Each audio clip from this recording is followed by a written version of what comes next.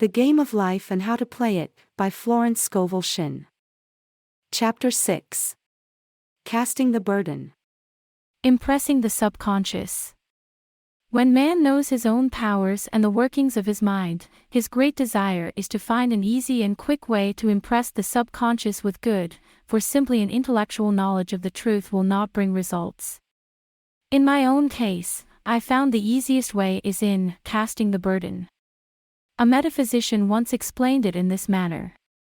He said, "The only thing which gives anything weight in nature is the law of gravitation, and if a boulder could be taken high above the planet, there would be no weight in that boulder."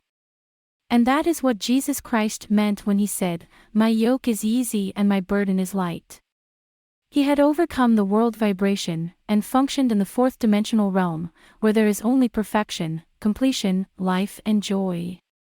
He said, "Come to me all ye that labor and are heavy laden, and I will give you rest. Take my yoke upon you, for my yoke is easy and my burden is light." We are also told in the 55th Psalm to cast thy burden upon the Lord. Many passages in the Bible state that the battle is God's, not man's, and that man is always to stand still and see the salvation of the Lord. This indicates that the superconscious mind, or Christ within, is the department which fights man's battle and relieves him of burdens. We see therefore, that man violates law if he carries a burden, and a burden is an adverse thought or condition, and this thought or condition has its root in the subconscious. It seems almost impossible to make any headway directing the subconscious from the conscious, or reasoning mind, as the reasoning mind, the intellect, is limited in its conceptions, and filled with doubts and fears. How scientific it then is, to cast the burden upon the superconscious mind, or Christ within, where it is made light, or dissolved into its native nothingness. For example, a woman in urgent need of money, made light, upon the Christ within, the superconscious, with the statement, "I cast this burden of lack on the Christ within and I go free to have plenty." The belief in lack was her burden, and as she cast it upon the superconscious with its belief of plenty, an avalanche of supply was the result. We read, "The Christ in you, the hope of glory." Another example, one of my students had been given a new piano, and there was no room in her studio for it until she had moved out the old one. She was in a state of perplexity. She wanted to keep the old piano, but knew of no place to send it. She became desperate, as the new piano was to be sent immediately, in fact, was on its way, with no place to put it. She said it came to her to repeat, "I cast this burden on the Christ within, and I go free." A few moments later, her phone rang. A woman friend asked if she might rent her old piano, and it was moved out, a few minutes before the new one arrived. I knew a woman, whose burden was resentment. She said, "I cast this burden of resentment on the Christ within, and I go free, to be loving, harmonious, and happy." The almighty superconscious flooded the subconscious with love, and her whole life was changed. For years, resentment had held her in a state of torment and imprisoned her soul, the subconscious mind.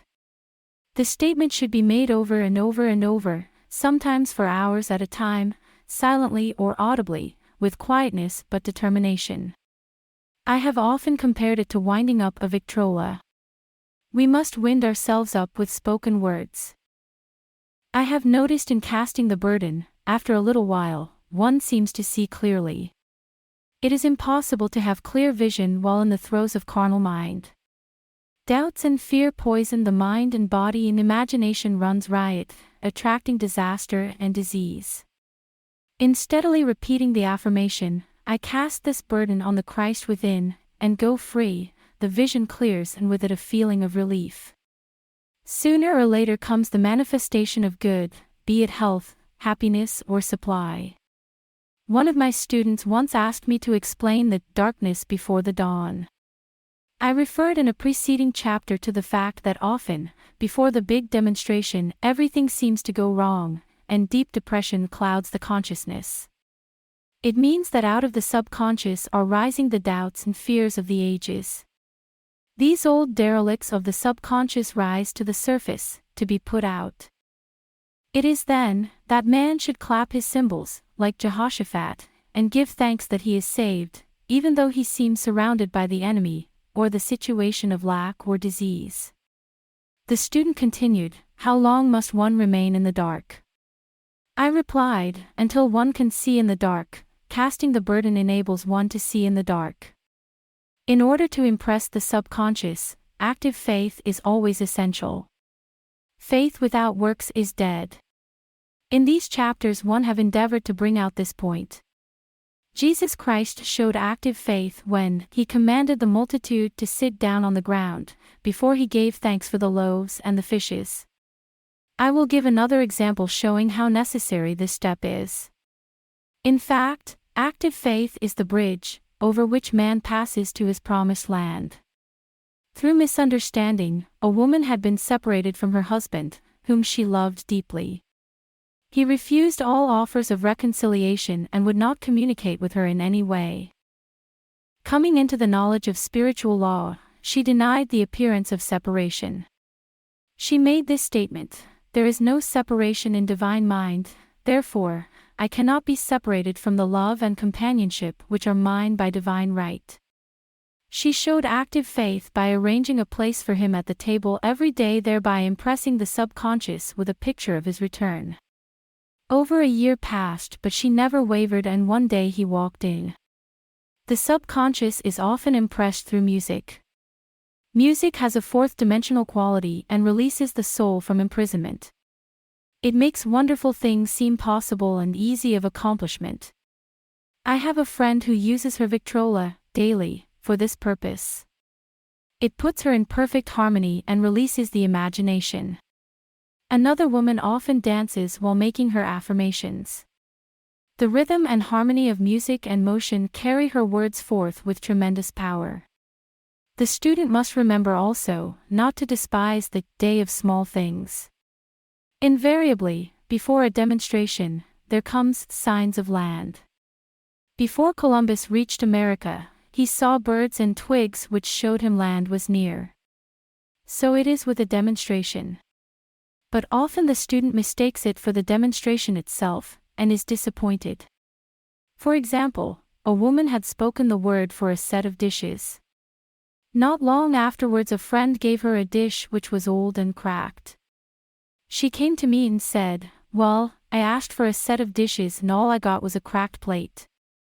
I replied, "The plate was only signs of land. It shows your dishes are coming. Look upon it as birds and seaweed," and not long afterwards the dishes came.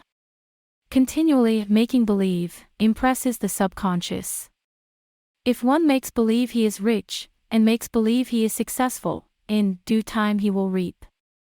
Children are always making believe, and, "Except ye be converted, and become as little children, ye shall not enter the kingdom of heaven." For example, I know of a woman who was very poor, but no one could make her feel poor. She earned a small amount of money from rich friends who constantly reminded her of her poverty and to be careful and saving. Regardless of their admonitions, she would spend all her earnings on a hat, or make someone a gift, and be in a rapturous state of mind. Her thoughts were always centered on beautiful clothes and rings and things, but without envying others. She lived in the world of the wondrous, and only riches seemed real to her. Before long she married a rich man and the rings and things became visible. I do not know whether the man was the divine selection, but opulence had to manifest in her life as she had imaged only opulence. There is no peace or happiness for man until he has erased all fear from the subconscious. Fear is misdirected energy and must be redirected, or transmuted into faith. Jesus Christ said, "Why are ye fearful, O ye of little faith? All things are possible to him that believeth." I am asked so often by my students, how can I get rid of fear? I reply, by walking up to the thing you are afraid of. The lion takes its fierceness from your fear. Walk up to the lion and he will disappear, run away and he runs after you. I have shown in previous chapters how the lion of lack disappeared when the individual spent money fearlessly, showing faith that God was his supply and therefore unfailing. Many of my students have come out of the bondage of poverty and are now bountifully supplied, through losing all fear of letting money go out. The subconscious is impressed with the truth that God is the giver and the gift, therefore as one is one with the giver, he is one with the gift. A splendid statement is, I now thank God the giver for God the gift. Man has so long separated himself from his good and his supply through thoughts of separation and lack that sometimes, it takes dynamite to dislodge these false ideas from the subconscious. And the dynamite is a big situation. We see in the foregoing illustration, how the individual was freed from his bondage by showing fearlessness. Man should watch himself hourly to detect if his motive for action is fear or faith. Perhaps one's fear is of personality. Then do not avoid the people feared. Be willing to meet them cheerfully, and they will either prove golden links in the chain of one's good, or disappear harmoniously from one's pathway. Perhaps one's fear is of disease or germs. Then one should be fearless and undisturbed in a germ-laden situation, and he would be immune. One can only contract germs while vibrating at the same rate as the germ, and fear drags men down to the level of the germ. Of course, the disease-laden germ is the product of carnal mind, as all thought must objectify. Germs do not exist in the superconscious or divine mind, therefore are the product of man's vain imagination. In the twinkling of an eye, man's release will come when he realizes there is no power in evil.